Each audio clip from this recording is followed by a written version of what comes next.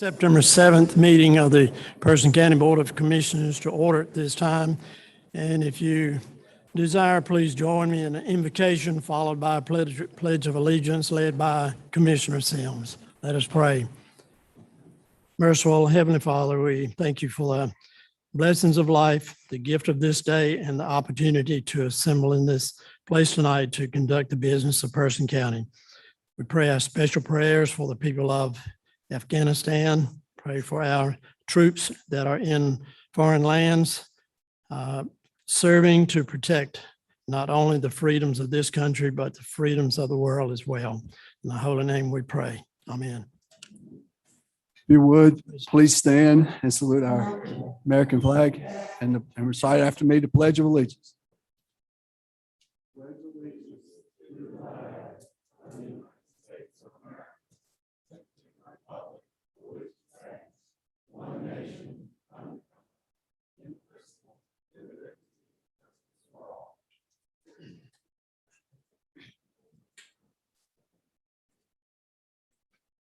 First on the agenda tonight, is there any discussion, adjustment of the agenda or approval of the agenda as presented?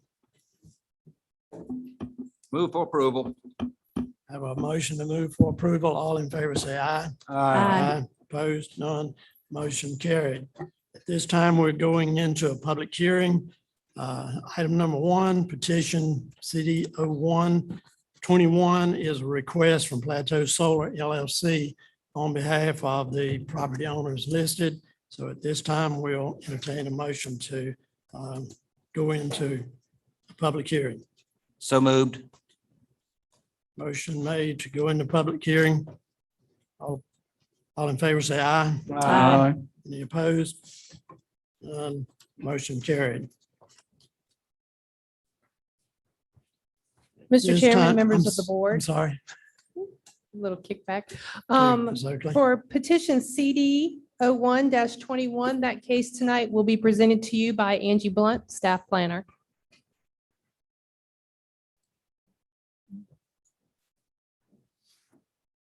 Good evening, Good Commissioners. evening. Good evening. Hope everybody had a good Labor Day. Good evening. Now I've got to turn this on. There we go. Okay, as Lori stated, this is case number CD, which is conditional district rezoning 0121. And all state statutes regarding the advertising for this case have been followed.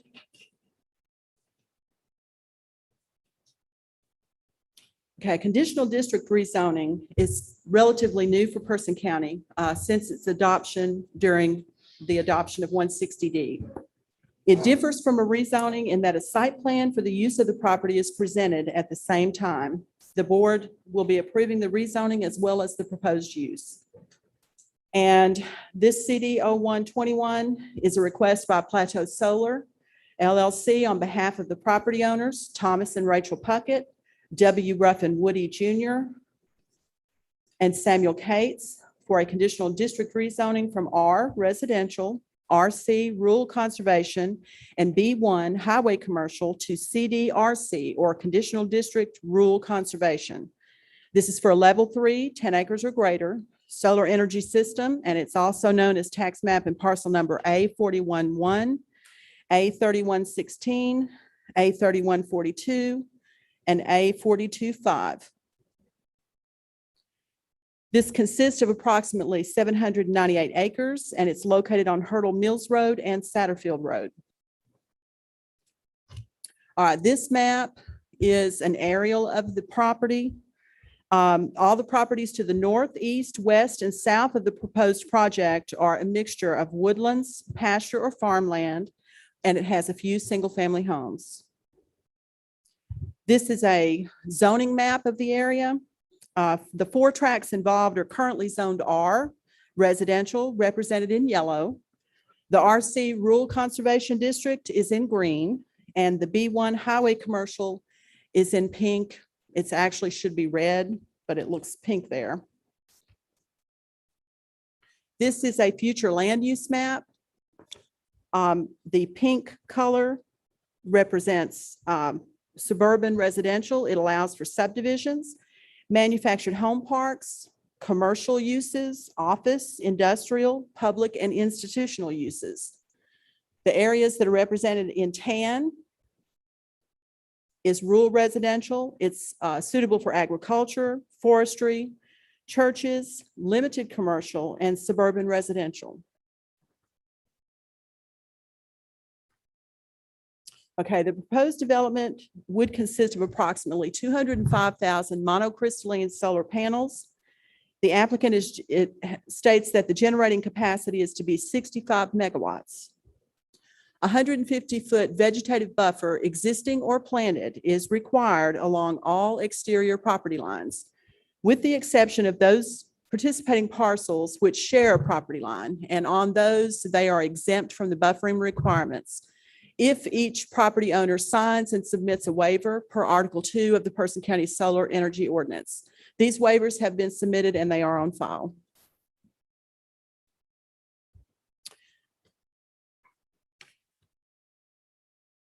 Okay, there is at least one blue line stream present on each parcel. A 50-foot buffer on each side has been shown on the site plan. This is a requirement.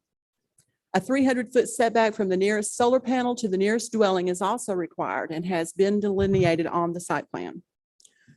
Solar energy systems proposed within 5 miles of an airport operation must submit certain documentation from Article 1, Section 252, I through IV, A of the Person County Solar Energy Ordinance. They have to have a map analysis airport results, determination of whether the airport is in the National Plan of Integrated Airport Systems, documentation and certification that the project will not interfere with aircraft communication systems, and proof that intent to construct a solar energy system was sent to the North Carolina Commanders Council at least 30 days prior to the hearing. These items have been submitted and they are on file. This map represents the area in green, which is existing 150-foot buffer. In yellow is what would have to be planted. So there's quite a bit of green there. There's also the dark line in the middle is a wildlife corridor.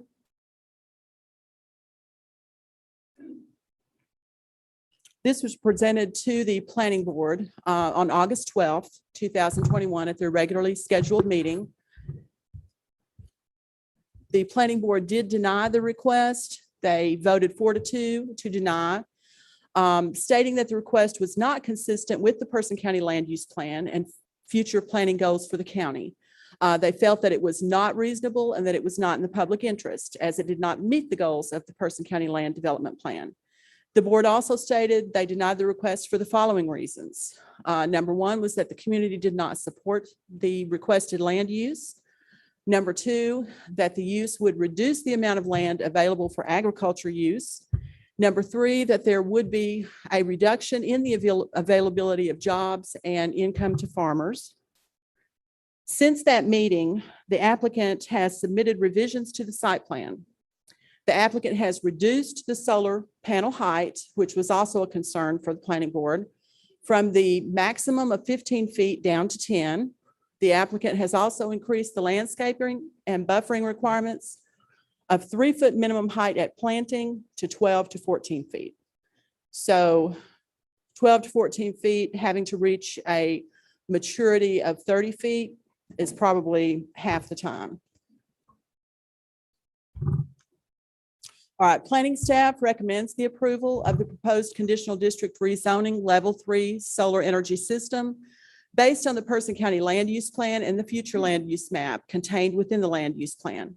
Staff has determined that all regulations and standards set forth in the Person County Solar Energy System Ordinance have been applied to the site plan for the proposed CD rezoning case and have either met or exceeded those regulations and standards. This zoning is a conditional district rezoning request, and conditions can be placed on the approval and site plans can be approved with the request. The board just has to approve a reasonableness and consistency statement that this request is consistent with the Person County Land Use Plan and future planning goals of the county, that it's reasonable, that it is in the public interest as it meets the goals of the Person County Land Development Plan, specifically 1.0, to promote an orderly and efficient land use development pattern, which allows for a variety of land uses while being sensitive to environmental concerns.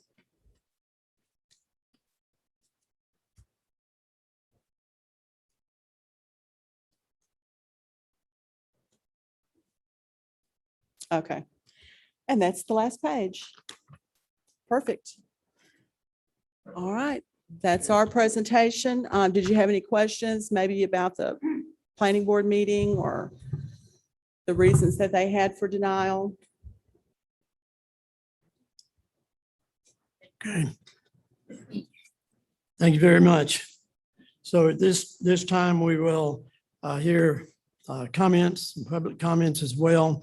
And a little housekeeping, maybe at this point, to say that for the Plateau Solar, 20 minutes for your presentation. And the timekeeper will be our IT staff. And then those speaking in favor of or in opposition to, we will have 3 minutes per speaker there. And you'll get a notice of a 30-second warning, I'll say, before your 3 minutes. So we will go ahead, Madam Clerk. Mr. The attorney, Mr. Tom Terrell. Thank you, sir. Plateau Solar. You have heard our presentations before, so we're going to approach tonight's hearing a little bit differently. First, I want to confirm that Plateau Solar has offered 2 new conditions, although we were following the standards of your brand new solar ordinance. We do offer to limit the height to 10 feet instead of 15, and we also offer to plant 2 rows of vegetation at 12 to 14 feet at time of planting.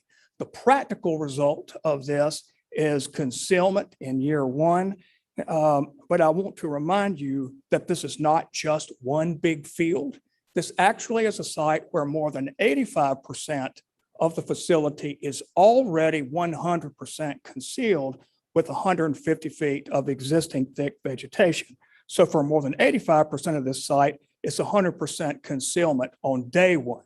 Now I would like to address some of the misstatements, errors, and irrelevant matters that have been made and continue to be made in these public hearings on Berea and Plateau. We address others in our statute. First, one of the regular speakers has been focused on something referred to as solar efficiency and other matters related to technology, energy market forces, and national and state energy policies. At the risk of sounding like I'm lecturing this board, a county has never been granted the powers to do those things. A county has never been given the power to control market forces, to control technology for our energy industry, nor has it been given the powers to regulate our nation's energy sources through zoning. The same speaker also is more than angry that some of the parts of these panels might come from China. To be clear, Canadian Solar has plants in Canada, Brazil, the United States, Mexico, Spain, Italy, the UK, Germany, South Africa, Argentina, Turkey, and Australia, as well as 8 countries in Asia. Not only are our country's trade policies and the market forces of supply and demand in a global economy something that counties have no statutory authority to influence through their zoning powers in a zoning case, but such a focus on China only when it comes to a solar panel is puzzling, not to mention extremely hypocritical. It is absolutely impossible to live in our society today without owning or benefiting from electronic devices from China and other parts of Asia. And I'm not just talking about the cell phones that every single person in this room uses or benefits from. I'm not just talking about the GM vehicles, the Ford vehicles, the Toyota vehicles that most of the people in this room drive or have driven. I'm also referring to the scanners and the cash registers at the grocery store checkout. I'm referring to the score boxes at college basketball games. I'm referring to the electronic systems that control the stoplights in downtown Roxborough and thousands of other ways and parts and components that we in this country benefit from a global economy. Now, somebody might say that we raised Canadian solar first, and that is true, but we were required to because your ordinance mandates that we tell you everything about the constituent parts of these panels. I should also mention that there's a little bit of an elephant in the room, and I'd like to address this. The same speaker I just mentioned identified himself originally as the CEO of a company that designs and supplies specialized equipment for coal plants. He and his wife, who has also been a regular speaker at these hearings, more than likely have suffered personal and economic loss as our nation's energy productions have shifted away from coal and other resources. I hate that for them. I think they are good people, but it's not logical and it is not fair to take it out on these landowners and on these projects that have nothing to do with the closing of coal plants in Person County. Please also keep in mind, and you're going to hear about this later, one of these landowners has had this land in his family since the 1700s, and he wants to exercise his property rights, but he has to come here and deal with two of the people who have the strongest opinions being expressed about how he uses his property, having just moved here from New Jersey. So put yourself in his shoes and ask you how you would feel in that situation. Another regular speaker, Mr. Seep, we all know who Mr. Seep is, lives 13 miles from here as the crow flies from this site, 13.3 miles actually. So I ask you to consider the distance that he lives from this site when he comes up to offer his opinion about how these landowners should use their land. And then there's the apocalyptic language of a community that is being, and I quote, devastated by a use that no one will be able to hear, no one will be able to smell, and no one will be able to see, and that generates fewer vehicle trips in 1 month than a single family home generates in a day. So when you hear such overheated language, remember the context.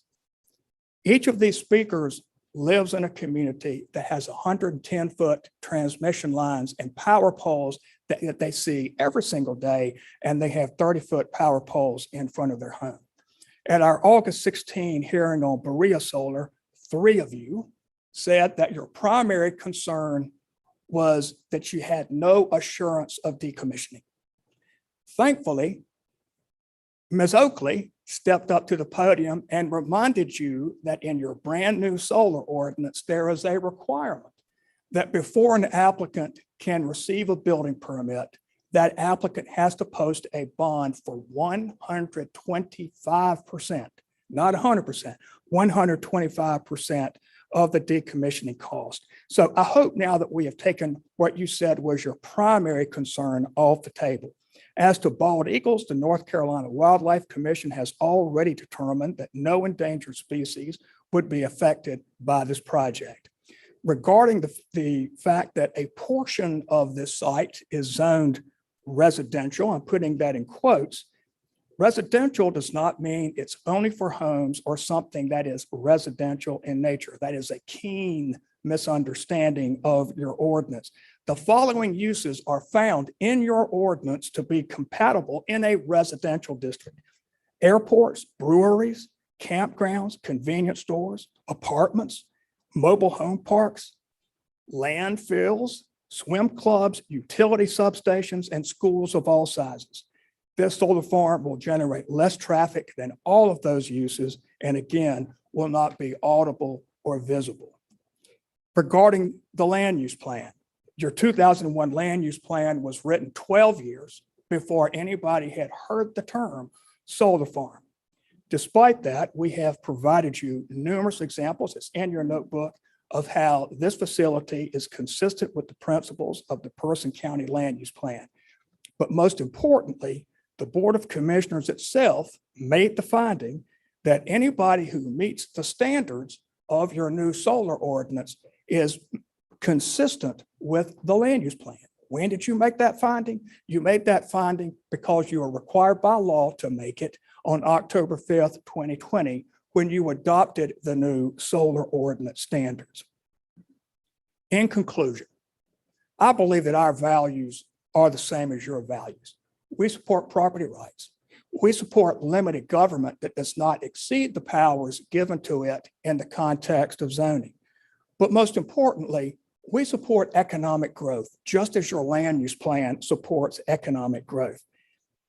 We support economic growth in an industry that's backed by Wall Street, an industry that's backed by huge utility companies and funded by commercial banks and private equity firms. It is a growing, not a diminishing segment of our economy, creating new jobs in construction, new jobs in tech, new jobs in every sector supporting those industries, and new tax bases for counties that have to build schools when most of its land is in agricultural or timber deferment. Finally, we come before you asking you to support your land use plan because we have demonstrated to you that we are consistent and compatible in a wide variety of ways in a facility that also exceeds, not just meets, but exceeds your zoning ordinance.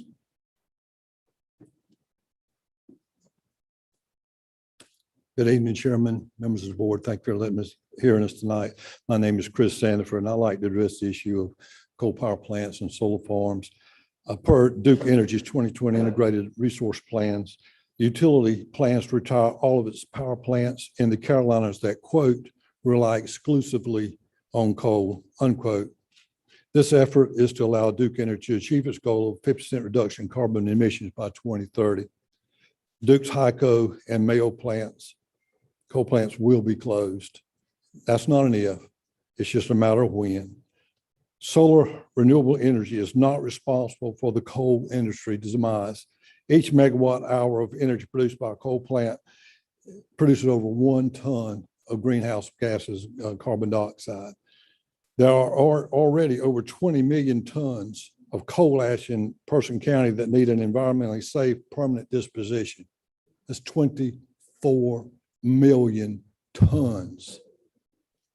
Per the United States Department of Energy, the levelized cost of coal electric energy is cost over twice as much as energy from a solar farm. I just ask you, please don't make the mistake of trying to recover a sunk cost. Refusing to expand the tax base to include renewable energy will not help the coal power industry survive in Person County. But it will penalize its taxpaying residents in perpetuity for the perceived benefit of just a few. Thank you. Any questions?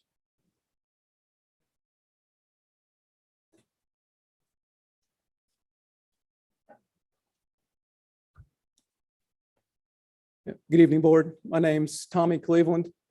I'm a professional engineer in North Carolina who's worked my entire career in solar energy. And that work's taken me to a lot of different public forums on solar energy, including many land use permit hearings like we're here this evening. Yet at the recent hearings I've attended here in Person County, I've heard some of the most inaccurate statements about solar energy that I've heard in those other hearings. For example, I've heard that the solar project will triple the electricity rates in the future, that the project's going to take power out of transmission lines at nighttime, and that the only source for the raw materials for solar panels is from China. All those statements are incorrect, and just some examples of some incorrect statements I've heard at the recent hearings. And I don't know what will be said tonight, but I hope that we would have a chance to respond to claims that are not based on fact and or just inaccurate claims about solar.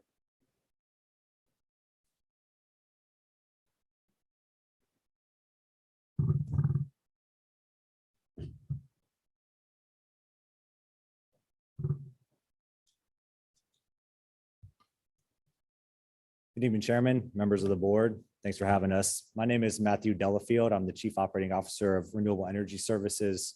We are the original developer of this project. I've prepared a slide point presentation. Get this. Oh, there we go. So in the interest of time, I'll be a little quick, so apologies if I'm brief.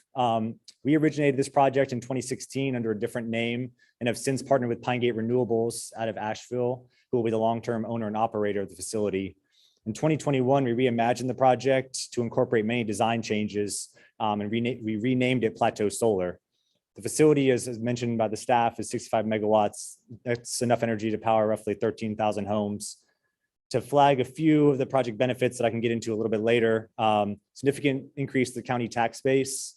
It's very secluded with extraordinary vegetative buffers, and it has an existing power purchase agreement with Duke Energy, which at a rate that is under the current avoided cost. For those of you who are not familiar with what avoided cost is, essentially Duke takes all of their costs through all types of generation, all fuel sources, averages them together to get their net average cost per kilowatt hour. This project will be providing energy to the ratepayers at a rate cheaper than what Duke Energy can produce it for themselves. So just to touch on the project reimagining that I mentioned before, in various forums, we were made aware of community concerns. So we took it upon ourselves to address those concerns. The three main ones, decommissioning, which my colleagues have touched on in the form of a decommissioning security. Impact to wildlife, we address those in two ways. One, the implementation of wildlife-friendly fencing, which is essentially a larger cutout in the bottom of a chain link fence, allows for passage of small to medium mammals. But additionally, we coordinated with the North Carolina Wildlife Commission to incorporate 3 wildlife corridors, 50-foot wide each, to ensure that we were putting them in the right place. And this, in addition to the roads, really offer 4 corridors for passage for larger mammals like deer and others. And what this does is create smaller blocks of fencing area. It's not going to be 900 acres of big fenced area. It's actually much smaller blocks and have much less impact on the migration of that wildlife. Again, visual impact was another big one. And we are addressing those 3 different ways: increased setbacks and property lines, significantly increased depth and planting height that we mentioned before, as well as the volunteer reduction of allowable panel height from 15 to 10 feet. Just to provide some visual aids, this was under the original contemplation, 10 years of growth. As you can see, it's fairly robust, but still some holes in it. So again, when we reimagined it to plateau, this is that same perspective. We tripled the depth to 150 feet. And I think probably more applicable is this. This is a rendering of, after year 1, the proposed plantings. This is as we originally proposed it. As you can see, the buffer is nice, but there's still some panels peeking over the top. Again, as my colleague touched on before, we've made 2 changes. We reduced the panel height and increased the height at planting of 2 rows of evergreen. You can see the impact. Those panels essentially are gone in year 1. So the concerns that were raised to the planning board around long growth times and sort of the immediate impact of the visual aspect of the project, that hopefully is alleviated, because in year 1, this is hopefully taking care of that. This I won't spend too much time on, but this is just in here to represent that this buffer is not only in cleared areas, but it's also in areas where it might be too thin. We plan on supplementing the existing vegetation to ensure that the same coverage is existing around the whole site. So you see a couple intersections here: Waters Whitfield Road and Hurdle Mills Road, Satterfield Road.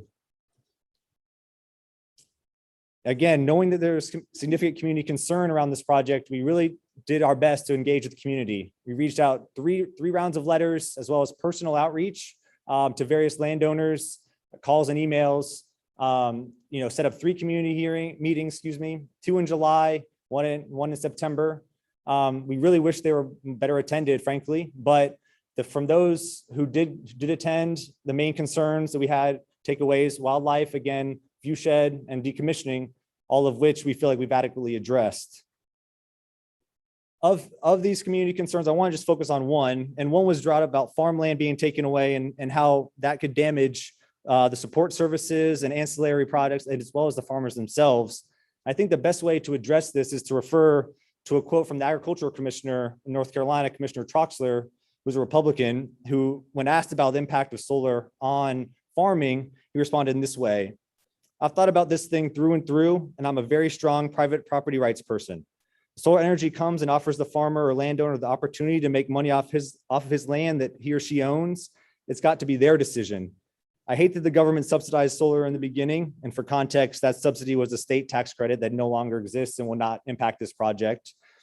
But at the same time, I can't look a farmer in the eye and scold him for what he did. It's a very complicated issue, but private property rights have got to come first."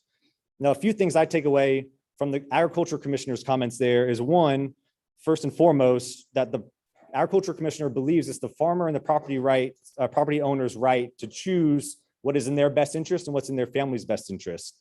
Secondly, if solar as a whole across the whole state, let alone one project in one county, pose such a dire threat to agriculture and its ancillary services, I feel pretty certain that he would have called that out when asked explicitly about the concerns. He didn't raise that at all. So I think, last but not least, I think it's important to touch on the tax base. This offers a 2,000% increase from existing $4,374 in current annual taxes up to $98,138 in annual taxes per year. You can see the visual representation there. It's significant. And one last thing about this that I think is important is the reliability of this tax base. That the average business goes out of business within 5 years. So that makes planning around corporate taxes in a county like this very challenging. This project does not rely on trends or anything like that. This relies on a bankable utility. And we'd ask that you just take that into account when you vote to recommend or approve, our conditional rezoning request. Thank you. We thank you.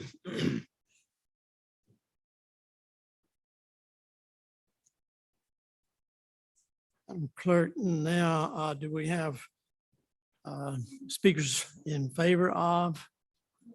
And as you had noted, we will have a 3-minute time limit. The first one speaking is Mr. John Mangum of Rougemont.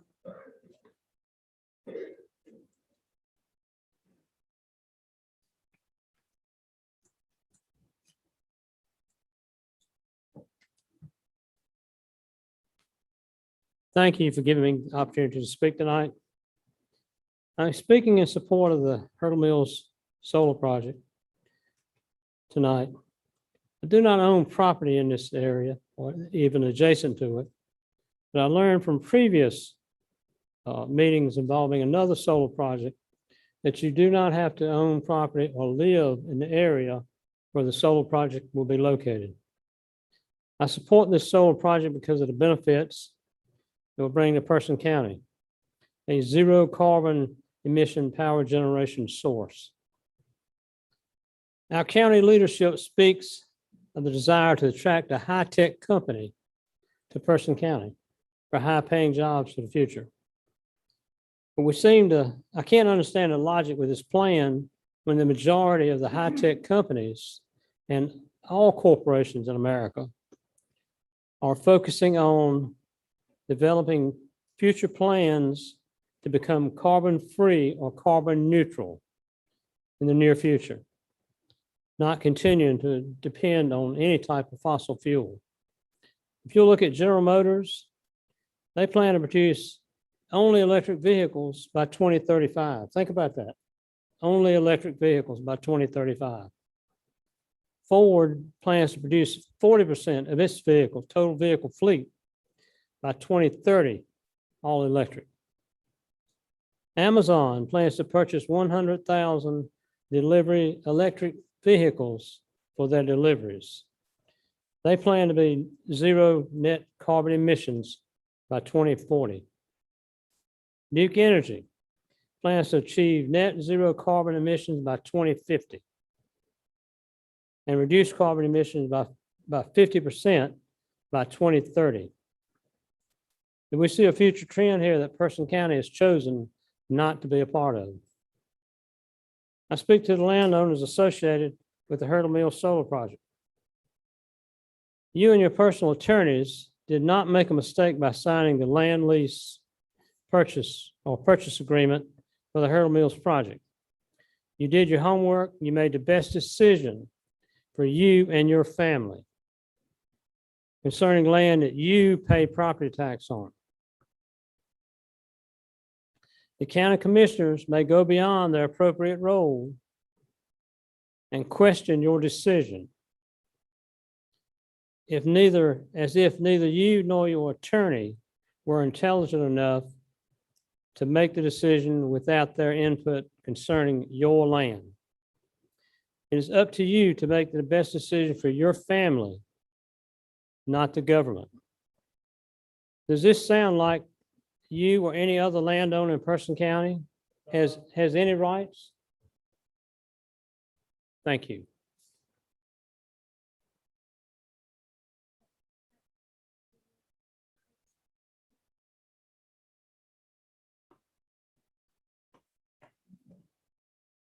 Good evening. Let me introduce myself. My name is Mary Susan Mangum Williams. I have been a real estate broker in the state of North Carolina for over 20 years. I am one of the owners of the Berea Solar Project that you turned down on August 16th. I'm presenting a more personal side of the solar and landowner right usage. My land is just that. My land, I own it. People keep saying, we want you to keep your farm for agriculture. Well, let me be clear. My farm has never been farmed commercially. I don't have the desire, and evidently no one else on this 9-acre tract has a desire either. Not only do you want to keep us from using our land as we see fit, but you want to tell us what to do with it. Not one of you acknowledged the fact that my land was violated and burned. 42 acres of my planted pine investment gone because someone was breaking the law and trespassing on my land. People cutting trails through our land for horse trails without permission, constant trespassing from hunters. My rights were violated then, and you continue to do so. Shame on you. The solar facility is a positive addition for me. It gives me a way to protect my land and keep unwanted trespassers who think they have the right to tell me how to use it regardless. You've attempted to control what I do with my property, and it offends me.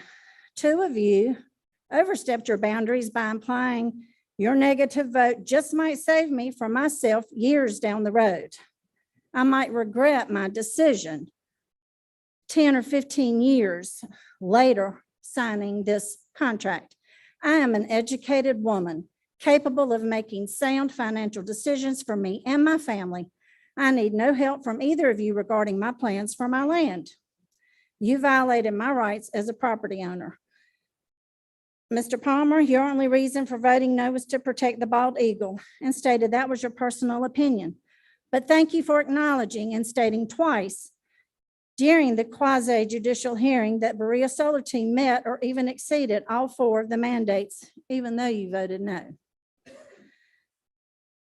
Mr. Powell, you expressed concern with the removal of the solar farm structure once the project ends.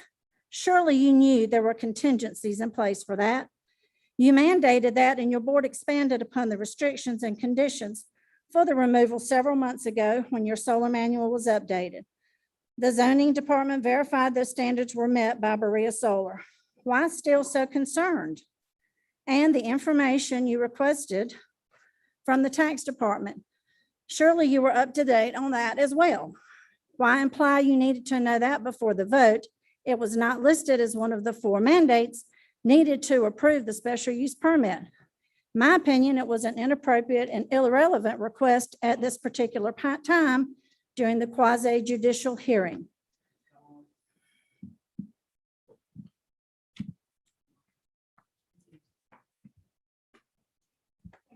Of Roxborough.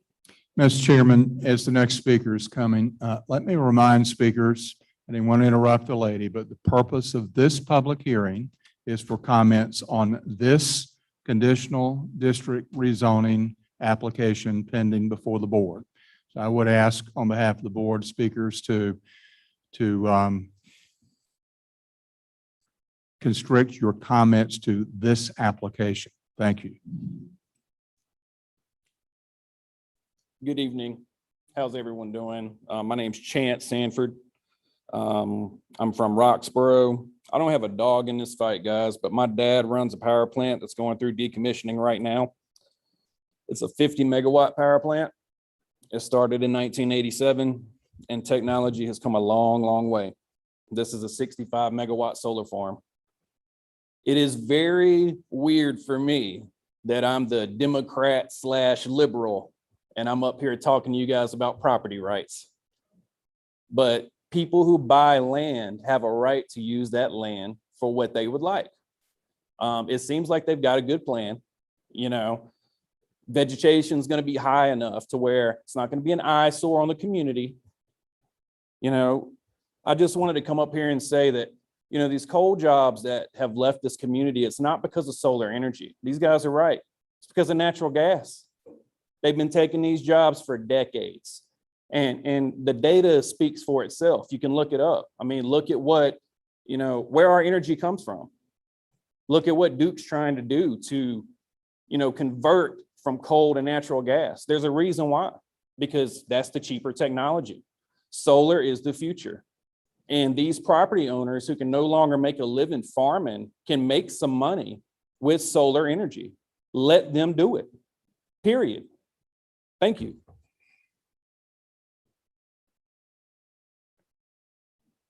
Move to those signed up speaking in opposition. First on our list is Ray Fashee of Hurdle Mills.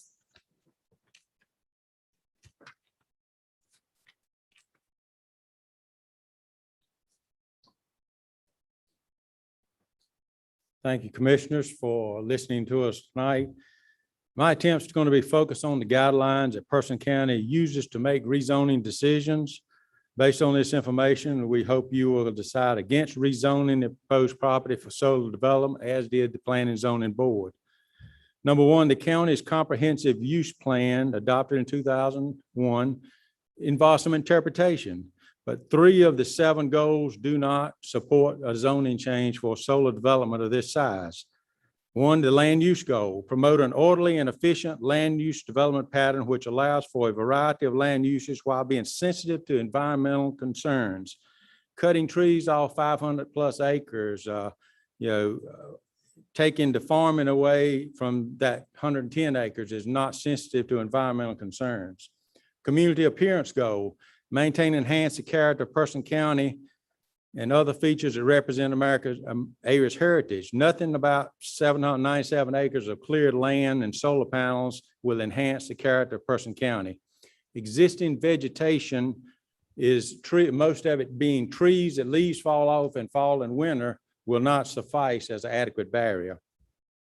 Natural environment goal, protect water quality and ecological or other important factors. Taking 500 acres of trees off is not satisfy that goal. Number 1 on the county's strategic plan, protect our land. 110 acres removing the farmland would be eliminated, 500 plus acres of woodland eliminated. Does not protect our land. Is the plan to develop in harmony with the area? I would certainly say no. Will the plan develop substantially injure the value of adjoining or abutting property? I would definitely say yes to that, particularly when it surrounds my son's property. Kind of summarizing, because I know we've got time issues. Person County citizens don't have the good fortune or have attorneys and experts to plead our case. We speak from the heart and just hope you as county commissioners will represent the citizens of the community. We, Hurdle Mills citizens, appeal to you to vote no to rezoning and solar development because, number 1, it does not fit your comprehensive use plan. It does not fit your strategic plan, protect our land. It is not in harmony with the area. It no doubt will substantially injure the value of adjoining abutting property. It does not fit your farmland preservation plan. It has not been fully approved to be within 5 miles of the airport. The rezoning request has already been rejected by Planning and Zoning. Everything is not always black and white, but involves some interpretation. Such are the guidelines of making zoning changes. As explicit as it is, the Person County Land Use Plan requires some interpretation. Planning, zoning, and community agree that the rezoning proposal should be rejected. Also of Harper Mills.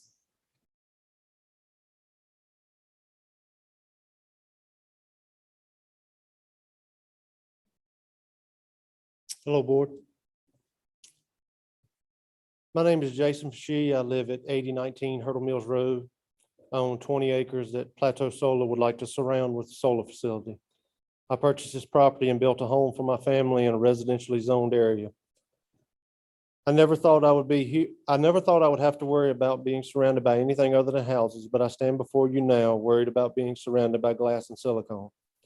These attorneys say this won't devalue my property, but I ask you all, would you pay the same for a piece of property surrounded by a solar facility as you would for that same piece of property that is not? These attorneys have also said that the vegetative buffers will conceal everything from being seen. As we all know, it's impossible to hide 797 acres of solar panels by planting a few trees and calling it a vegetative buffer. The construction of this project alone will disrupt my family and the Hurdle Mills community for years. I purchased this land to hopefully provide my 2 young children with options to build homes on my property as they get older. Surrounded by a solar facility, that will never happen. Please put yourself in my family's position and ask if rezoning and allowing the solar facility to move forward would be something you would want surrounding your family's home and properties. Please leave the adjacent property zoned as residential. Thank you.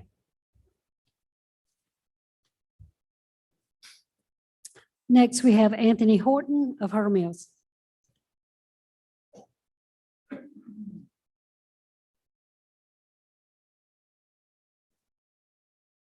Anthony Horton, Hurdle Mills, 7233 Hurdle Mills Road. This project will be on 2 sides of abutting my property. My major concerns are catastrophic weather issues with this. Hail, hurricanes, fires, the photovoltaic heat island effect, especially if they're going to drop them another 5 feet. It will change the temperature of that area, including around my property and these other properties. There are more than a few homes around this property where these solar panels will be built. There are 35 homes, including a church within 500 feet of this project. If you extend that to a half a mile, it grows exponentially. So I think that may have been a misstatement when someone said that there are a few homes.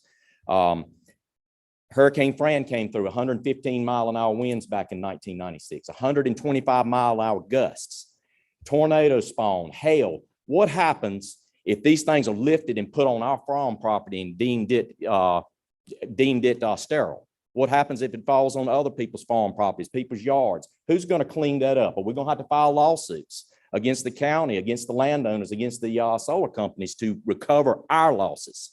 I know I understand land rights, but what about the land if it damages my property? What rights do I have as a landowner adjoining this property? Also, the property values. It will affect our property values. My kids, I have 3 kids that expressed an interest of building on the farmland behind my house. Not if it's surrounded by solar panels. They know they're not. That just discourages them for ever wanting to build there. These natural disasters of catastrophic damage and disrupted among other properties would be, catastrophic. The property values, they have no way of knowing these property values won't be hurt based on their data. There are no other 800-acre solar farms in this area. You can't tell me it will not substantially injure our properties. That's not fair to the property owners that are located within this area. Talking about shutting coal plants down, that's a mistake. We all know that. Does North Carolina really want to keep growing these solar farms and be like California? How many want to go through rolling blackouts constantly? North Carolina seems to be wanting to follow suit of California, but these solar panels are not the answer. And you'll see in your packet there a lot of information that I have that refutes what these lawyers have said. Okay, about the first of all, the contribution to Duke Energy Progress is less than 0.2%, less than, and it goes into nominal reserves. They don't need the power. Okay, they don't need it. They're producing plenty. Natural gas is a better way to go. We all know that, and he's actually one of the people spoke about that. So in conclusion, the residents did not engage the lawyers or whoever the representative they said, but they're sitting here tonight. And they're sitting here for a reason. That is an opposition. So I hope that you will vote no on this. Thank you.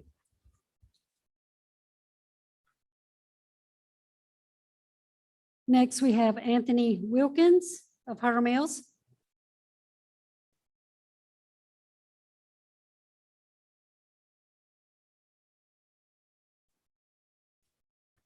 Good evening. I'm Anthony Wilkins from the Hurdle Mills community. I had a nice little speech written up, but I thought I'd just change it up a little bit. 1836 is as far as I can trace back our family history in Person County records. And like Anthony Horton said, we got kids that want to continue the tradition in our area. And when you look at today's news, the West is on fire and not much water. Farming is very important to us. I think one thing we can agree on is we all like to eat. So I think that's something we need to look at when we're looking at our future vision. What will be the future of farming? And I think with Person County, there's a bright future in that. As far as the story of the project, I think there's my English teacher always told me there's the 5 W's when you're telling a good story, and that's the who, what, where, when, and why. I think we pretty much hashed out the who, what, where, and when, but I think we all can say we're talking about the why here tonight. Why is this a good option for Person County? And I have to say, maybe there is a place for solar, but maybe our area is just not the place for it to be. We're focused and have future goals. I often think back to my granddad, what his future goal, what our property will look like 100 years from now. And I think you'd be proud to see, how the Hurdle Mills community looks today. The other thing I was thinking about is the coal plants. Everybody's talking about they're going to shut down the coal plants. Well, I looked up on Duke Power's website, and between the two plants, Hyco and Mayo, there's 3,000 plus megawatts that are being produced 24/7. That's a lot of energy. And then you look at the proposed solar plant here today on the table that maybe will produce energy part of that time. So how many solar farms would it take to equal up the equivalent of the Hyco and Mayo plant? The last thing I wanted to do is see half of Person County covered in solar panels. I don't know who put Person County in charge of providing energy for all of north central North Carolina, but I don't think Person County ought to pull that card anymore. Now, as far as the renewal part, the zoning part, they've already thumbs down that, the majority of the people. So roll with that. I say vote no, and that's all I have to say. Thank you. Okay, next we have Mr. Bruce Moore of Harper Mills.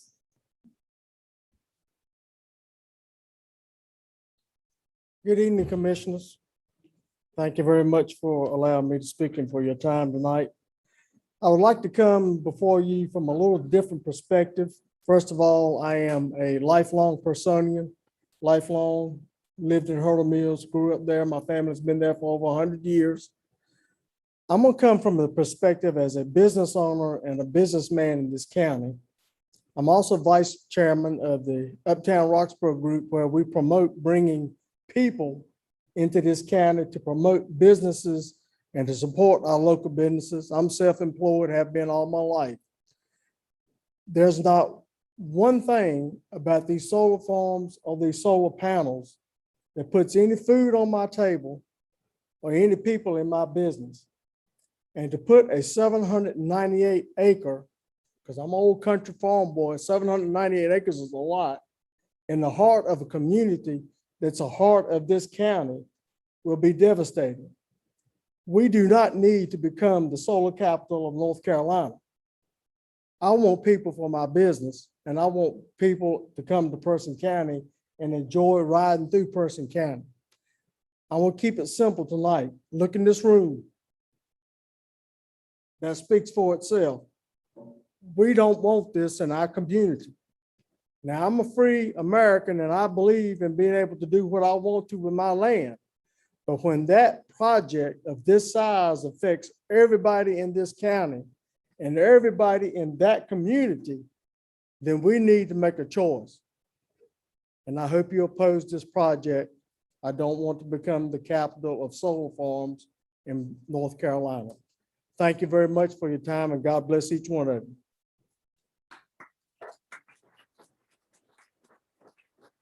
Next, we have Cynthia Lynch of Harper Mills.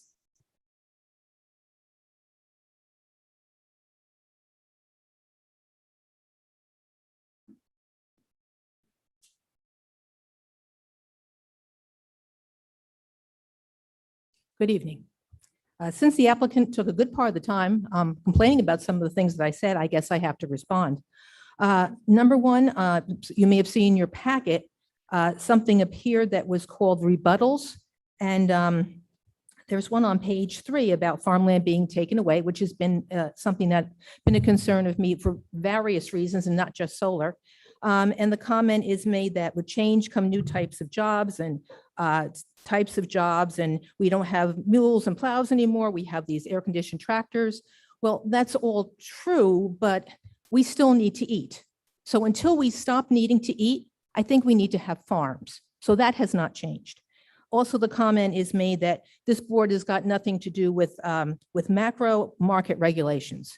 Well, the two top things that people in Person County have said they're concerned about is expanding employment opportunities and preserving farms and open space. Well, I know you care very much about the top one, about expanding employment, because you have an EDC. You've even put procedures in place for attracting businesses to come in. You certainly got involved with that. And I think you care about agriculture too. It's number 2 of what people feel is important, maintaining the agriculture and the rural atmosphere. And so, yeah, I think you have a lot to say about that. So please don't let the applicant tell you it's none of your business. Number 2. And then the problem that, I come from New Jersey. I do. And because I come from New Jersey and I've seen what happens in 2 communities over my lifetime, lose agriculture because there wasn't enough to sustain it. It's real, it happens, and that's why I'm here saying that. I love this area and I don't want it to lose that. So that's why I am here standing up to say that.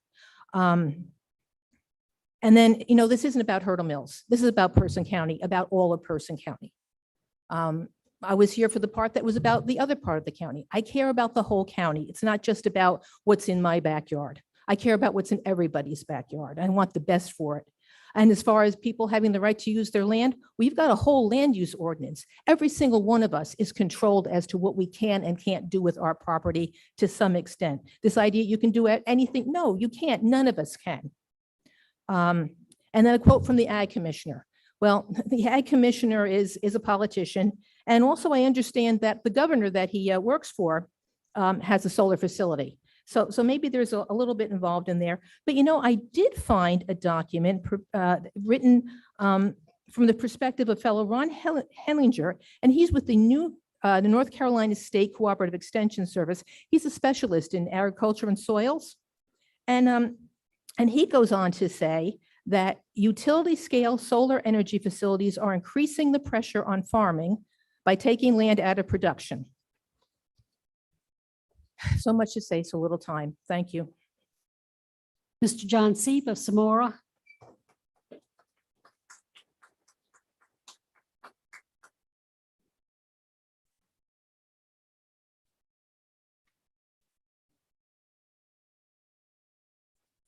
Good evening, board. Wow, I didn't know I lived 13.3 miles from the solar farm. I don't know how far Tom lives from it, but I guarantee you it's further than that. I don't know how much he pays in taxes in this county, but as a landowner, something you may not know is I own over 100 acres in the county. So I have a concern. I could be tapping into solar energy and countless other things. So as a taxpayer, I appreciate some of the prior speakers talking about the impact to the whole county that solar farms of this magnitude have. So in front of you, there was a 2-page thing about the environmental disaster of solar energy.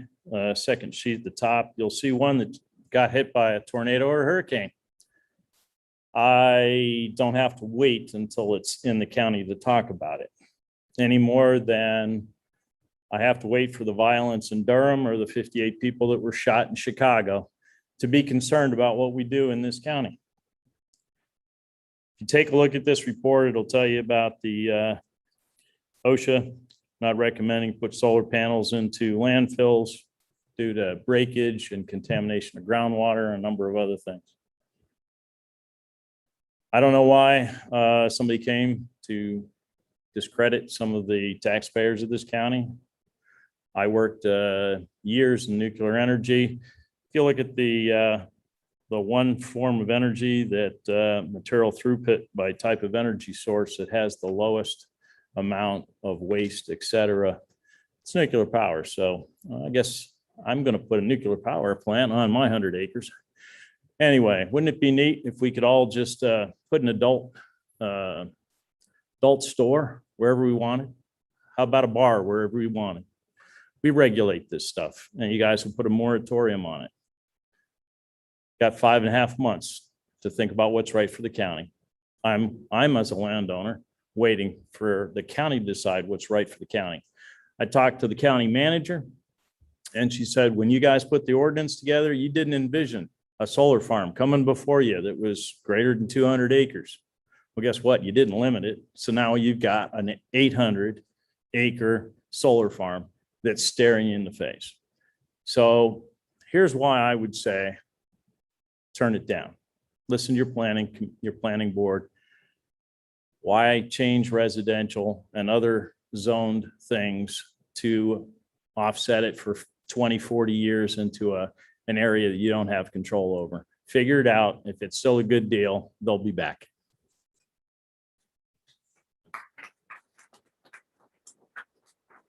Kay Rimmer, Cardinal Mills.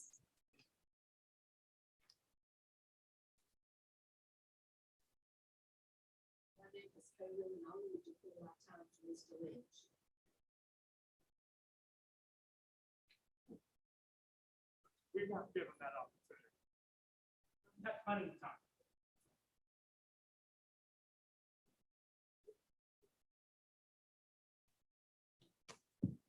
May I ask what the objection is?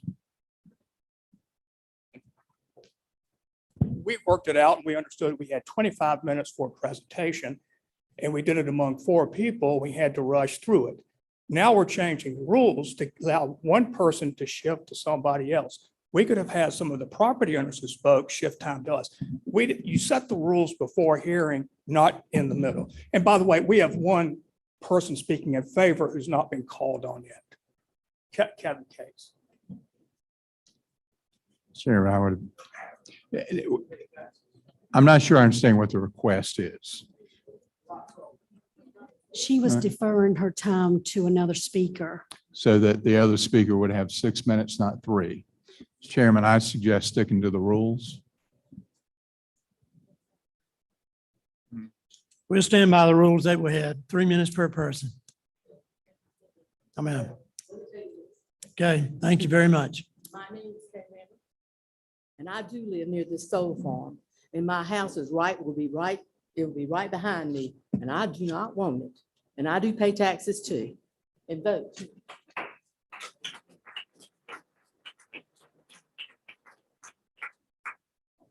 Mr. Lynch, Mr. Paul Lynch of Harper Mills.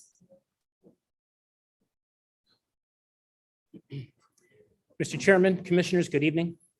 My name is Paul Lynch. I live on Hurdle Mills. I'm here to speak against this project. I've given my background before, but just for the record, I have a degree from Rutgers University in environmental engineering.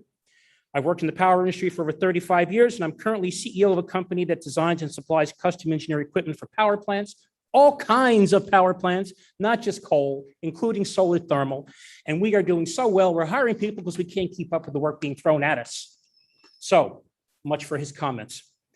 Now, the applicant has made a number of false statements, misrepresentations, and the easy one is the fact that these panels are built in China.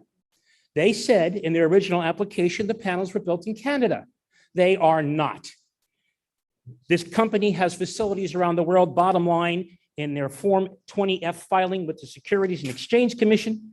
On page 34 states that as December 31st, 2020, 78% of their manufacturing is done in China, 22% in other countries in Southeast Asia. That's 100%. Everything else is a warehouse. They're made in China, period. They threw shade at us and they were caught.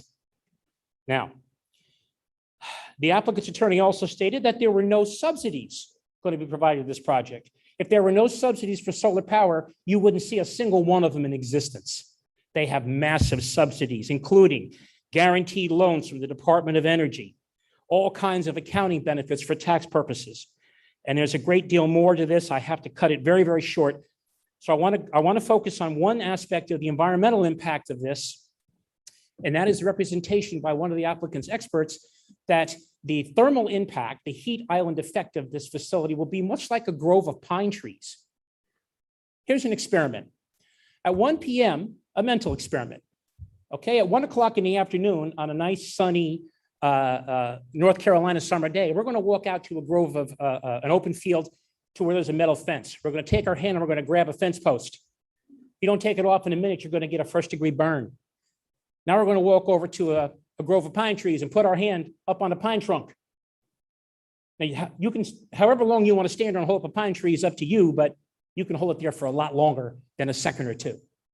Folks, draw your own conclusions, okay? Now, I want to go right to the end here and talk about the benefits here. The benefits to the property owners is obvious. The benefits to the developer are also obvious. They're going to sing all the way to the bank. What about Person County? What do we get? Okay, the citizens of Person County, what do we get? Jobs? No. Long-term jobs? There are none. Clean energy. Clean energy is going to cost us a fortune. Your power bills are going to triple in the next 10 years for reasons I don't have time to go into. But it's clean energy, right? No. This is a utility scale power plant. It's an industrial use by any definition. I'm going to end with this now. Commissioners, for all these reasons people have brought forth to you here, I want to ask you this. I ask you, I implore you respectfully, please don't let this happen to our community. Thank you.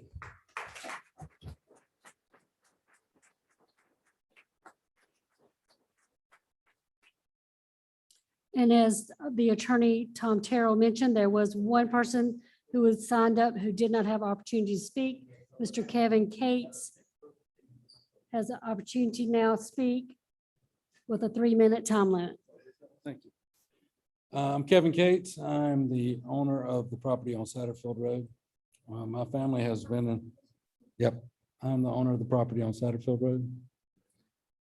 My family has owned property in this area since before, well, Person County 1791, so before that.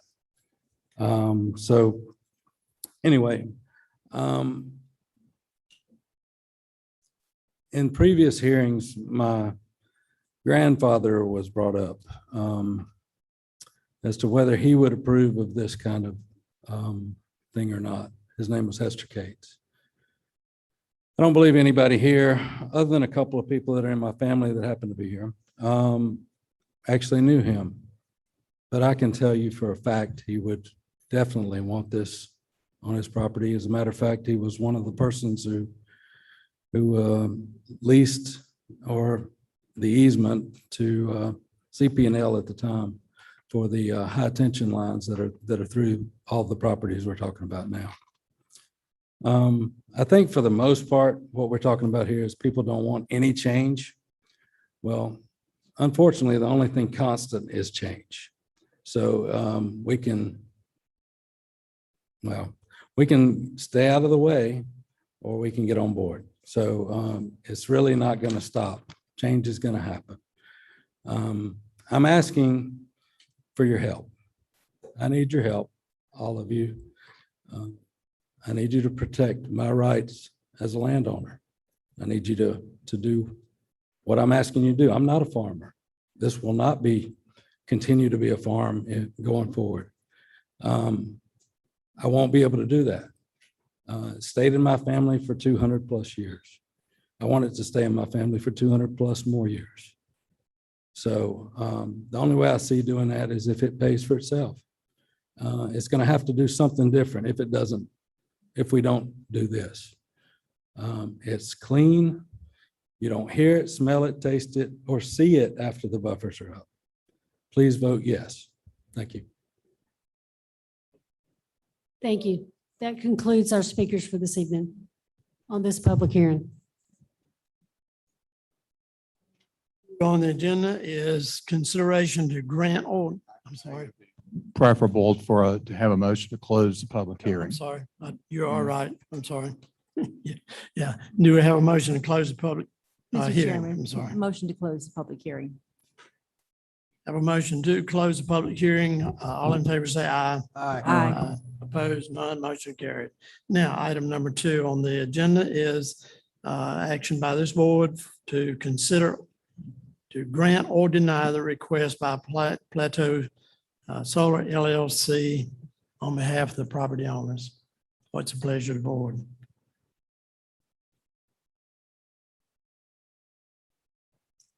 Mr. Chairman, may I begin, please, with some comments?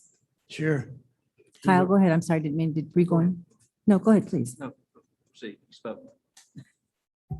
Didn't mean to step in. This is a difficult position for the community to be in because no one wants to deny someone the right to do what they want with their property. But when the rights of one property owner impact other property owners, that's why we have zoning laws and zoning ordinances. We've agreed to collectively live with each other in the community under a certain set of guidelines. This project is an industrial size project that is trying to be implemented in a residential rural agriculture area. It is not a proper place for it. It's an industrial use. It needs its own industrial place. It is not a solar farm. It's a solar facility. There's nothing farming about this thing, in my opinion.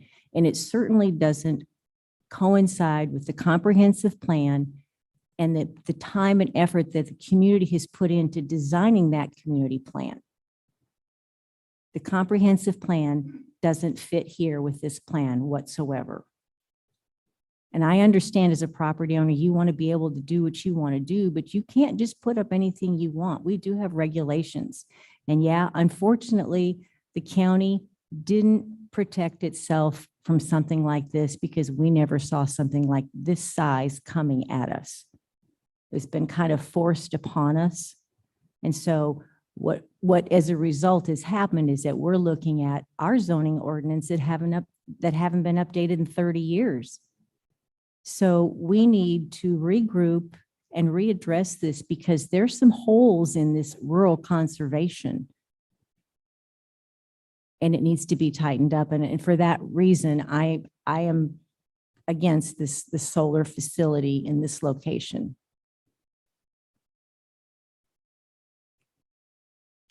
Mr. Chairman, I make the motion to deny the request on the findings of fact from the planning board, based on the planning board's recommendation.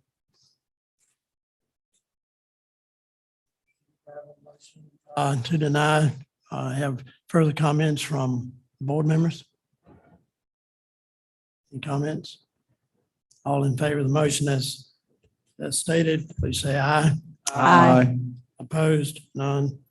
Motion carries unanimously. Maybe at 8:15, maybe we could take about a 5-minute break.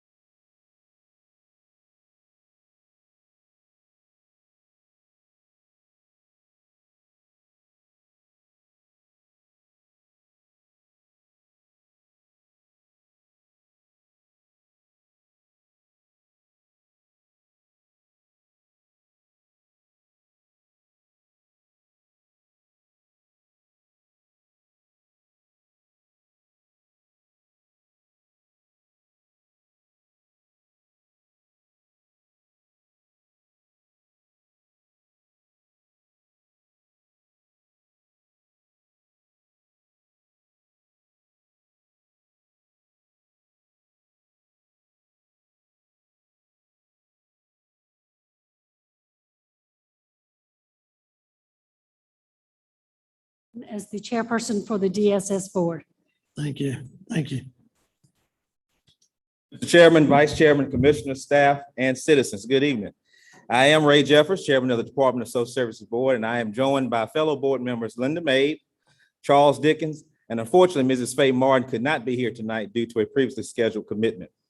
We are here again to oppose Commissioner Gentry's proposal of consolidation of human services. I feel that after only 8 months as a commissioner, 8 DSS board meetings, one of which Commissioner Gentry was absent, which I heard tonight, she said she was not notified.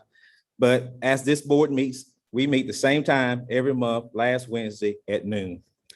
She does not have the full understanding of the workings of the largest department in the county. Her accusation of absences of key personnel at DSS, to include the administration staff, was misleading, false, and a flat-out lie. The board last year, to include me, approved staff that already had the devices needed, for example, county phones and laptops, could telework due to the level of unreadiness amongst employees due to the coronavirus. Employees of this county were granted that opportunity. Along with employment, the county provides benefits such as maternity leave, sick leave, and family and medical leave. The employees you spoke of at the last meeting had every right to utilize the benefits offered to them by the county and did so. However, not to the months of absences that you seemed to suggest last meeting. And you used those benefits to falsely mislead people to think no one within the administration was at work or at the helm of the largest department in the county. I say again, you lied. When asked by Commissioner Sims, had you met and talked with the DSS board about your proposal? You said yes, but we didn't want to hear it. Yet another falsehood, because as the other board members could attest, we asked you to share and you declined. Not to mention, it was previously put on the July 12th agenda, and the DSS board had no knowledge of the agenda item until the agenda was released. Luckily, it was postponed to the August meeting, and we could attend and hear your proposal for the first time. As a member of the DSS board, you would think you would not resort to such unhanded tactics. I seem to remember when a particular EDC board member was removed a few months ago, you said in response to that motion to remove her, I quote, "I'm sorry, I can't make a decision without substantial information.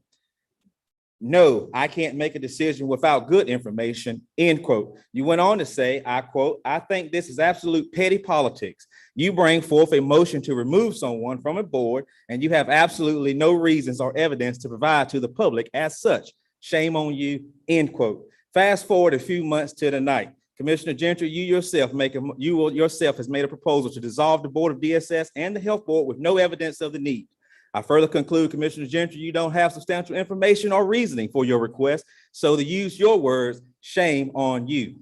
I would ask that once this public hearing is closed, that a majority of this board vote down Commissioner Gentry's request. And I formally ask you, Chairman Powell, to replace Commissioner Gentry on the board of DSS with a commissioner that is interested in working with the board in improving the largest department in the county that serves so many. That will help us root out issues as all departments have, but come with an open mind on how to improve those. Thank you for your time and your service to the county. Thank you.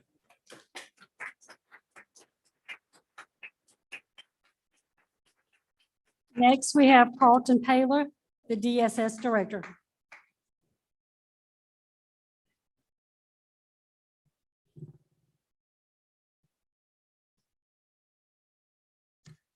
Good evening, Commissioners, County Manager, and everyone.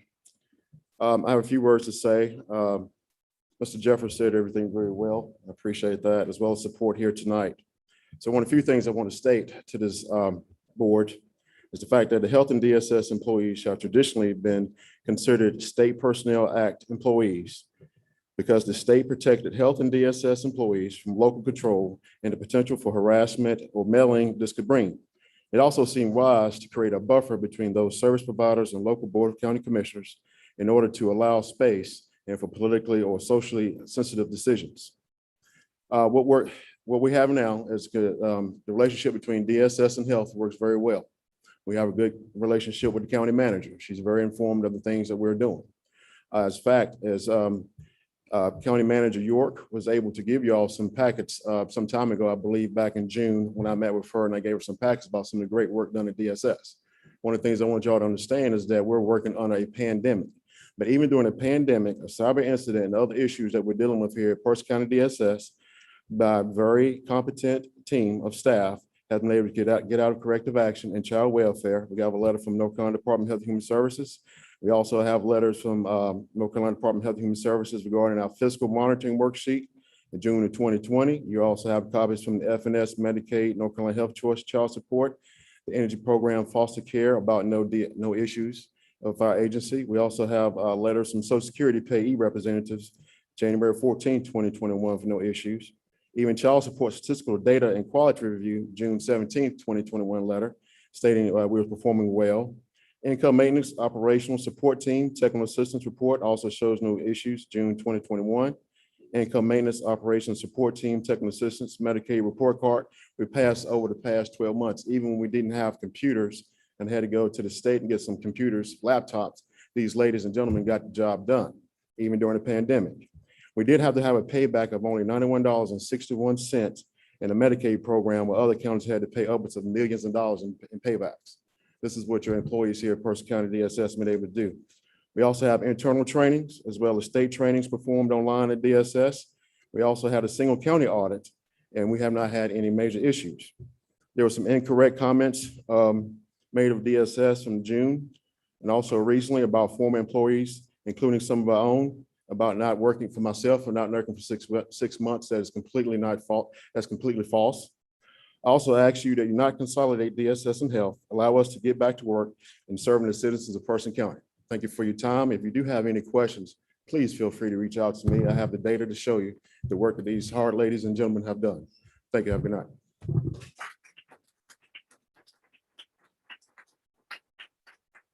Next, we have Clevie Brandon of Roxborough.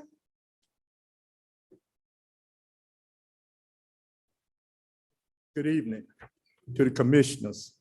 I'm Clevie Brandon, president of the Person County Interdenominational Ministerial Alliance.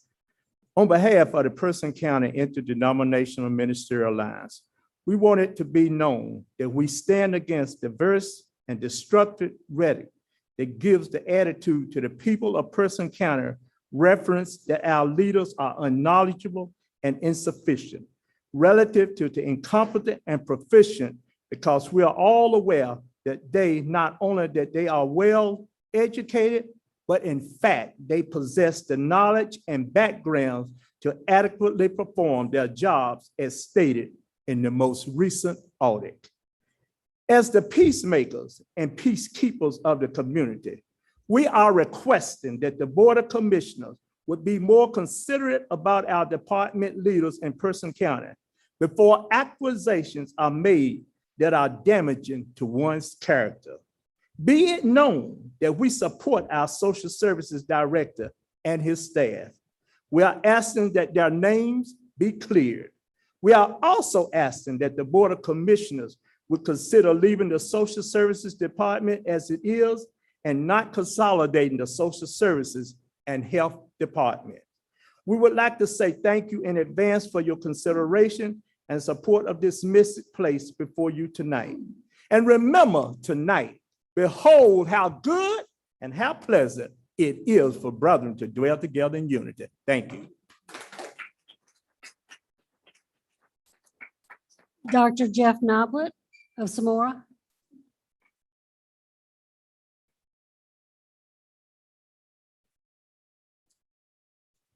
Mr. Chairman, County Commissioners, I'm here representing the Person County Health Department as Chairman of the Board of Health. I am speaking in opposition of the consolidation. As you all know, we went through this several years ago. The goal of the Health Department is the health and well-being of the citizens of Person County. In order to do that, you need a board that consists of people who are very familiar with the health field, because the kind of stuff that we deal with on the medical side is we've dealt with the pandemic, the COVID-19 thing as far as vaccinations, the statistics that you all read every week as to where our county stands. Previously, we came up with the tobacco ordinance. We maintain the national stockpile of medical supplies for the county in the event that there is some kind of disaster. We deal with STDs, maternal health.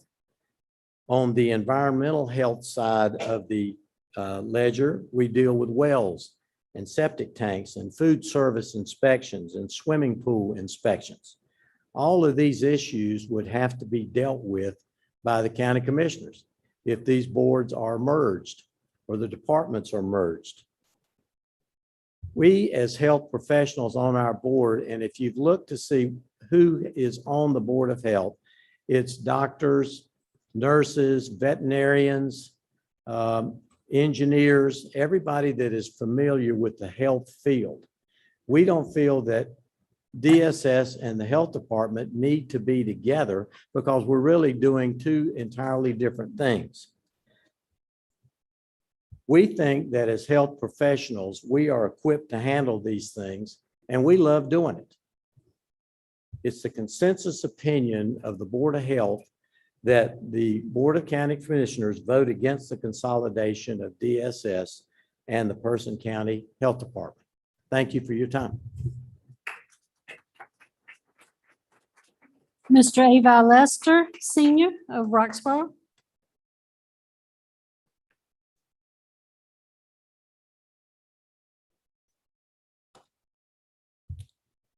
I'm Avi Lester, resident of Person County. I'm here this evening to speak on behalf of the NAACP and concerned citizens of our county. I'd like to greet our commissioners, and I appreciate the opportunity that you've given us at this time. I'm here today to offer my absolute objection to the attempt to consolidate the functions of the Department of Social Service and the Public Health, including the placement of the reporting authorities for these critical community entities under the supervision of the county manager. Both the Public Health and Social Service Department fall under the strict guidelines of the North Carolina Department of Health and Human Services. With individuals appointed, boards who are directly connected to the citizens of this community, whereby ensuring that any issues or concerns are addressed in a timely manner. Schedule audit and reviews, both state and federal, are conducted based to ensure high standards. Further, in the fact that both departments are running smoothly and are serving the needs of this community, call into question the real reason why we are recommending, or the recommendation is being made to merge. There is no reason for more oversight by the county manager, who, by the way, serves as the pleasure of the Board of the County Commissioners. Unless the full Board of County Commissioners is seeking to exercise political control over these departments, which has no role or place in good governance.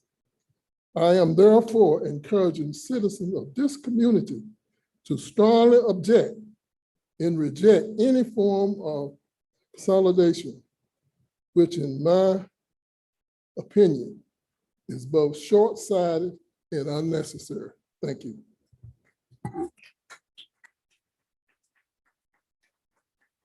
All right, next we have Mr. Ben Tillett of Roxborough.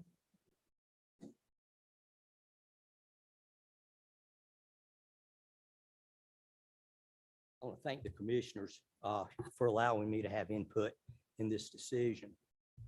The Person County Board of Health was established in 1988. Prior to 1988, the Person County Health Department reported to a district board of health. Resource allocation for Person County's public health needs came from outside our county. The establishment of a local board of health was a significant step forward. It brought local public health governance to the citizens of Person County. Per state statute, a Board of Health in North Carolina is to be made up of a specified mix of local healthcare professionals as well as the general public. These are people who have a vested interest in the public health needs of our citizens in our county. Each member of the Board of Health brings an individual professional perspective, which when combined with the others provides a unique understanding of the public health needs of the county. Members of our Board of Health are appointed to 3-year terms by you, the county commissioners. Ultimate control of public health resources and performance rests with you.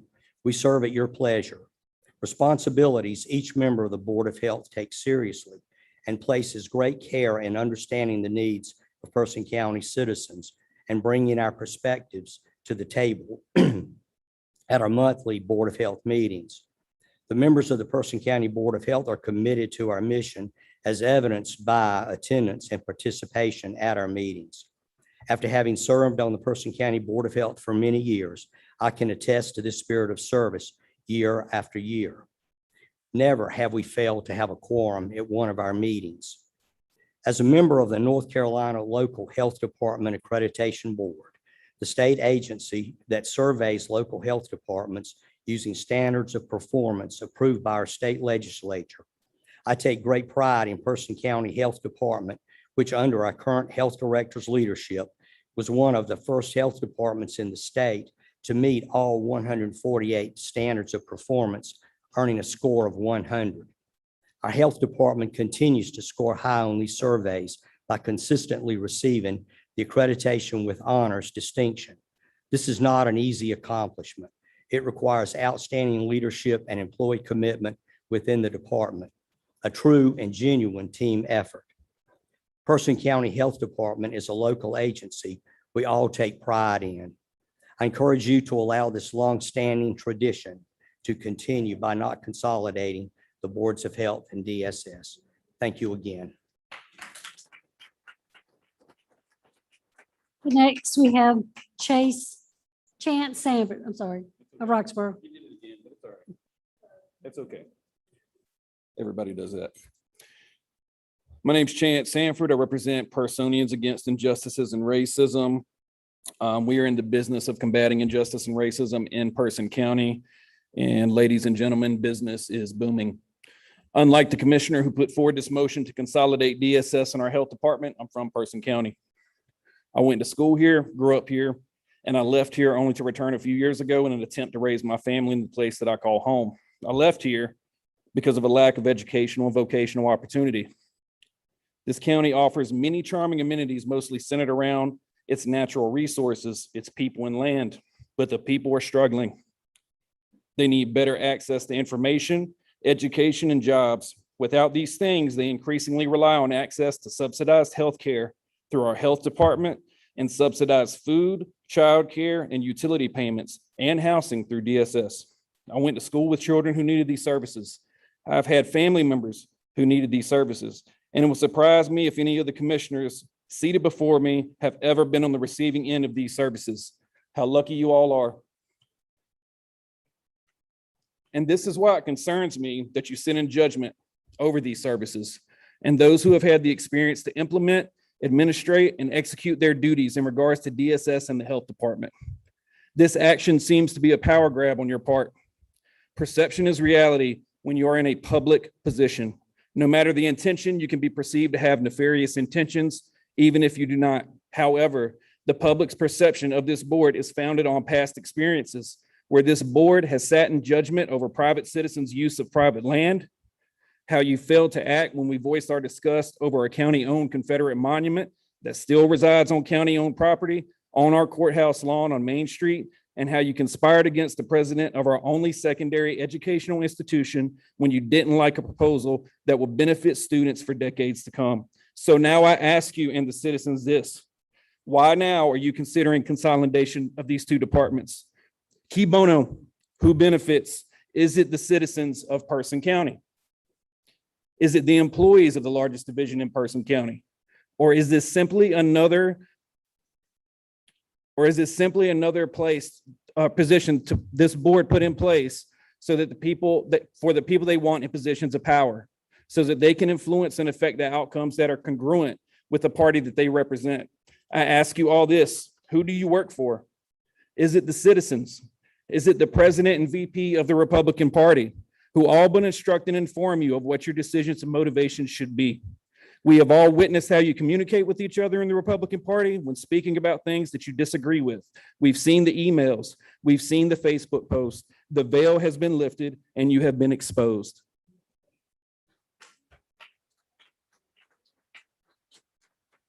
And our last speaker on this topic is Mr. Robert Trotter of Roxborough.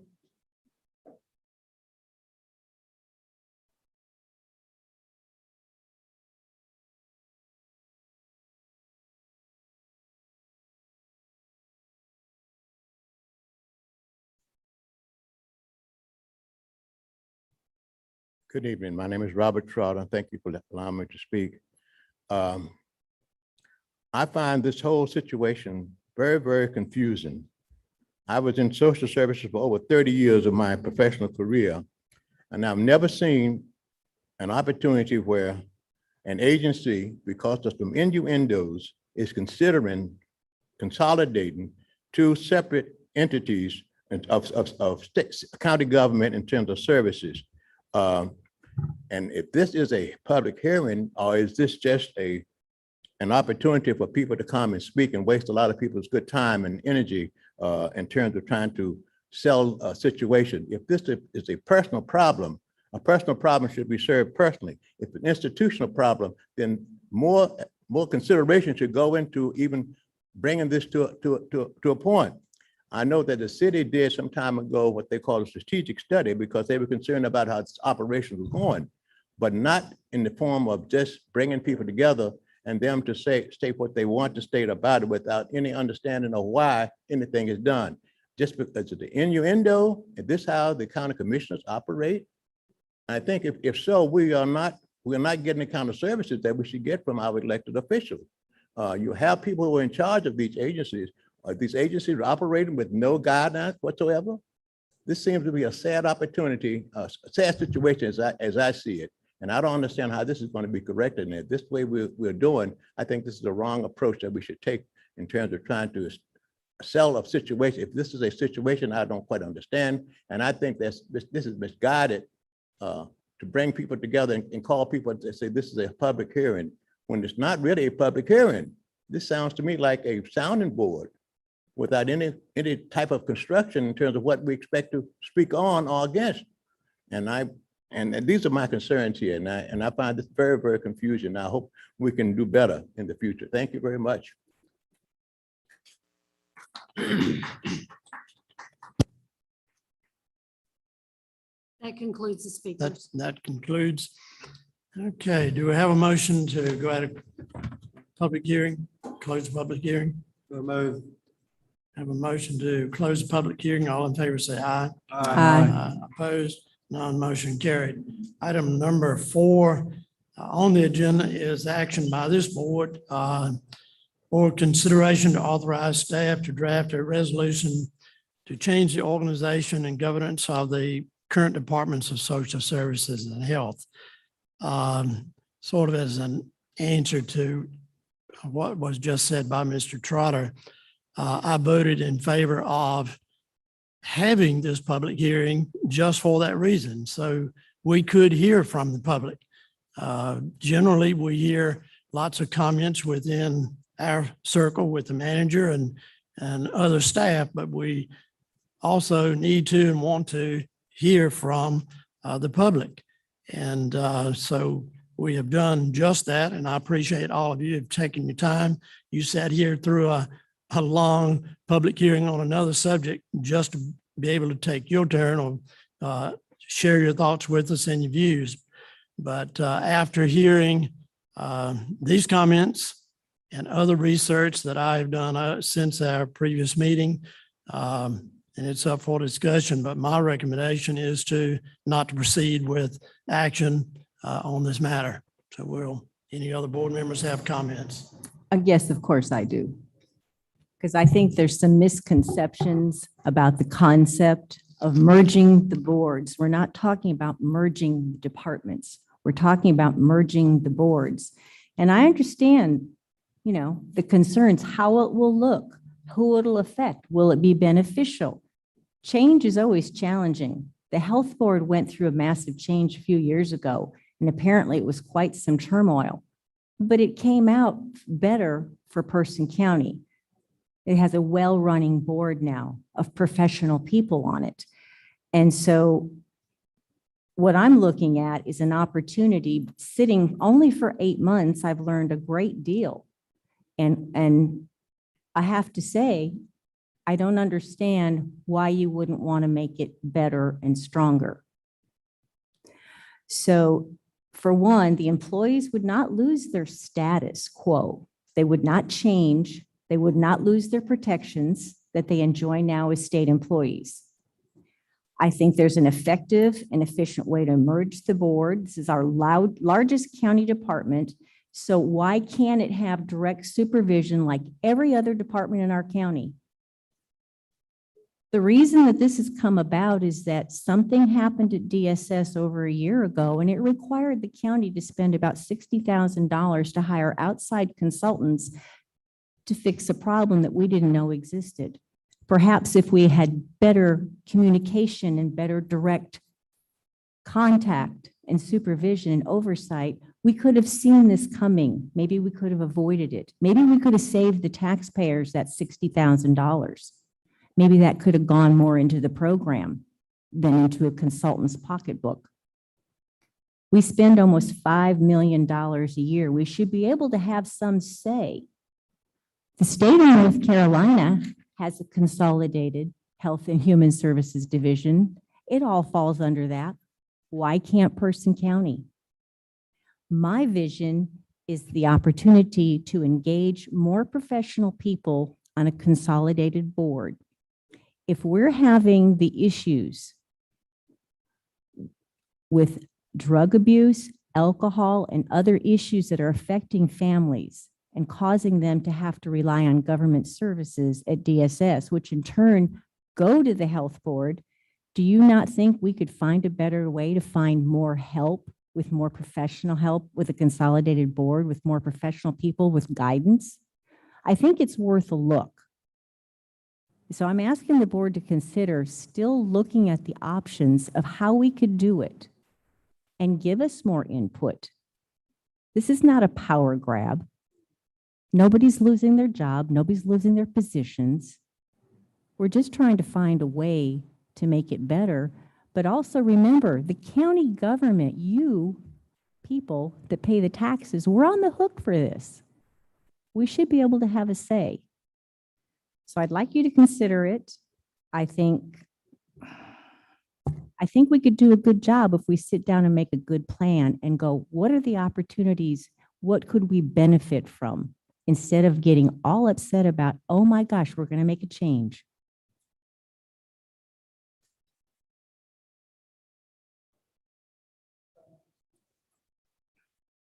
Mr. Chair, I'm just listening here on both sides, but your recommendation, was that a motion on this to vote to not consider this or not for this, for what we're talking about?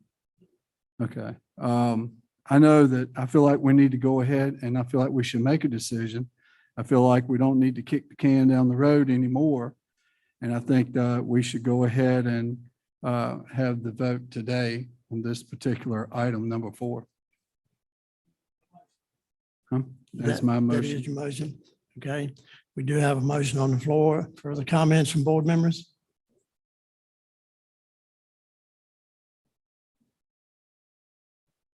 Yeah, if no other comments, all in favor of the motion as stated, please say aye. Aye. Opposed? No. No. Motion carries 3-2. Thank you. At this point in our board meeting, we have informal comments from the public. So if we have Yes, we speakers? have one individual to sign up for informal comments, Ms. Okay. Cynthia Lynch of Harper Mills.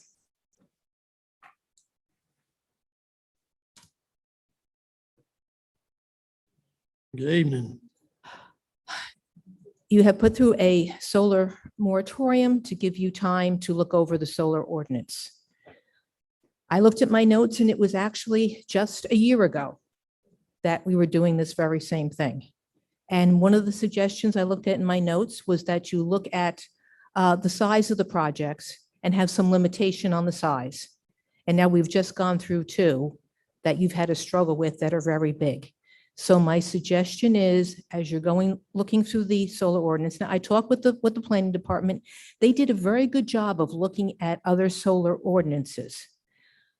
I don't think it was something they were had a lot of outside knowledge with, so they were looking at what other people have done.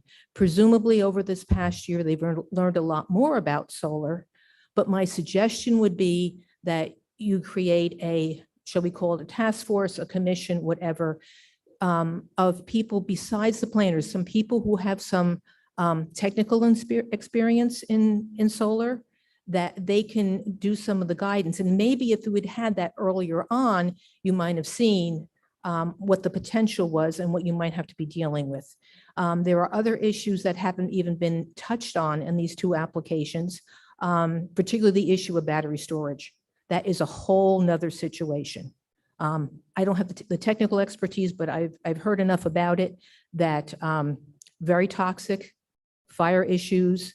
I don't think it's something this county wants to get involved with, but unless you prohibit it, you could find yourself a year from now looking at something that includes battery storage. So my suggestion is, as you get involved in looking at the solar ordinance, that you look for people who can offer some professional help on this. And so you can make it really comprehensive and that it fits Person County and isn't just bits and pieces from other ordinances. Thank you.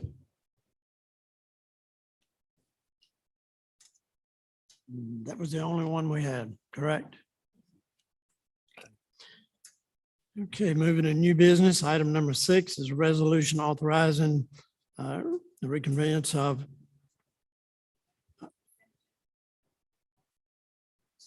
oh, I'm sorry. It's getting late. I'm ready to go home. Okay. Looking at item number 5, discussion, adjustment, approval of consent agenda. Do we have a discussion or a motion? Move for approval. Have a motion to approve as presented. All in favor, say aye. Aye. Opposed, none. Motion carried. Now, new business, item number 6, resolution authorizing reconveyance of school property. Attorney Hankins. Thank you, Mr. Chairman. I know you just wanted to get to this exciting item. There's a resolution in your agenda package. There's a lot of legal stuff in it, but it's pretty simple. 15 years ago, Gordon Powell, as the chair of the Board of Education, executed a deed to convey the Woodland Elementary School property to Person County for one sole reason, for the county to use its statutory authority to borrow money to finance improvements to the elementary school. That loan now has been paid off. And so this resolution simply finishes that process and authorizes Gordon Powell, as the chair of the Board of County Commissioners, to execute a deed to convey the school property back to the Board of Education. And that's what the resolution does. Okay, the board members have heard that. Any questions of our attorney? We have a motion. Motion to approve the resolution. We have a motion to approve the resolution as presented. All in favor, say aye. Aye. Opposed? None. Motion carried. And thank you. For chairman's report, I just have a couple of notes. Like for the public to be aware of Patriots Day celebration that's coming up. We do have a parade at 9 o'clock and then a ceremony at the Veterans Park on Patriots Day, and that's at 10 o'clock. Also, we do have another ceremony at Merritt's Common that will honor Bruce Wren with a flag that's erected at that site, and that'll be on September 18th at 12 o'clock. So those two things are coming up that I'm sure some of you would like to attend. Manager York. Report, Chairman. Per year. No report. Commissioner Gentry. Just a quick comment. If anyone is having trouble, especially within the last 4 to 5 months with your cell phones, I've recently have experienced, 4 months ago, my cell phone stopped working at my residence, and it's been working fine for 10 years. And all of a sudden I have no coverage, no service. I've got clients in the area and around Hillsborough that are also experiencing problems. So Verizon was of no help. I contacted the FCC online, filed a complaint, and then I got immediate, well, within 10 days, immediate service from Verizon. But what I was told after about 3 weeks and no restoration of service was that they are removing equipment from the towers. And they're supposedly supposed to be upgrading it, but they can't tell us when, and they say it's proprietary information. So if you're having problems with your cell phones, I would suggest filing a complaint online with the FCC to get results. I mean, unless we make enough noise, I don't know that they're going to resolve the issues. I know that AT&T is also experiencing the same thing, and we just don't know why all of a sudden cell phones aren't working like they were 4 or 5 months ago. So just a public service announcement. Well, thank you for looking into that. I'm sorry, Commissioner Palmer. Go ahead. I didn't totally hear you. What was your conversation? What was you talking about? Yeah, you tell me later. Okay. Okay. Dates for Patriots Day is the date. The date? Is it this Hold on. Saturday? Just a second. It's the 11th. 11th? Yes, sir. That's Friday, I believe. It's Saturday. Saturday. Okay. Okay, and the dedication for Bruce Wren to giving the family the flag, That's on the 18th. 18th.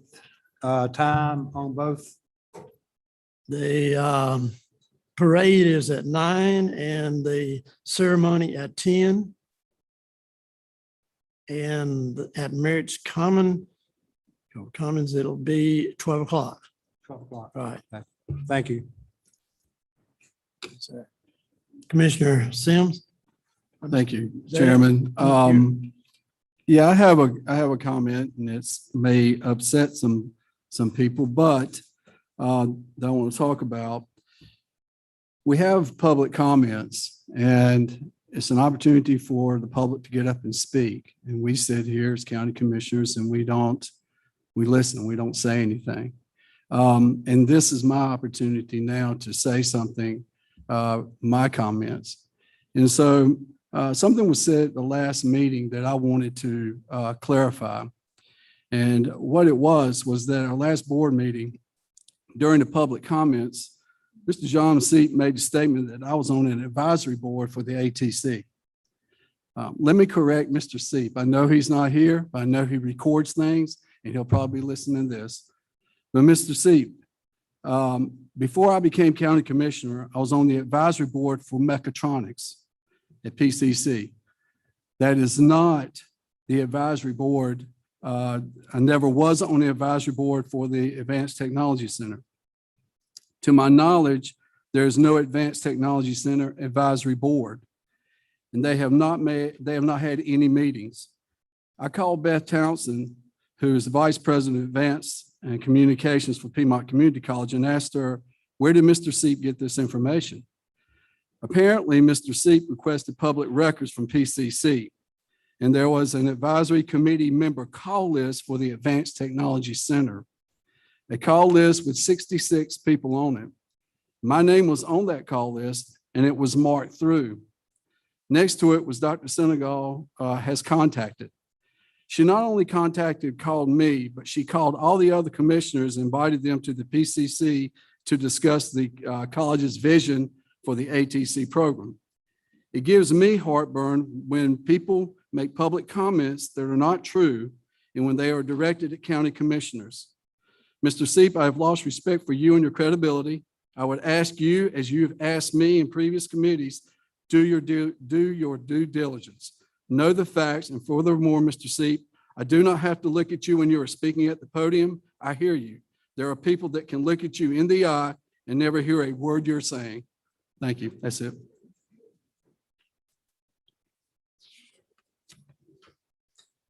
All right. Do we have a motion to adjourn? Moved. Motion.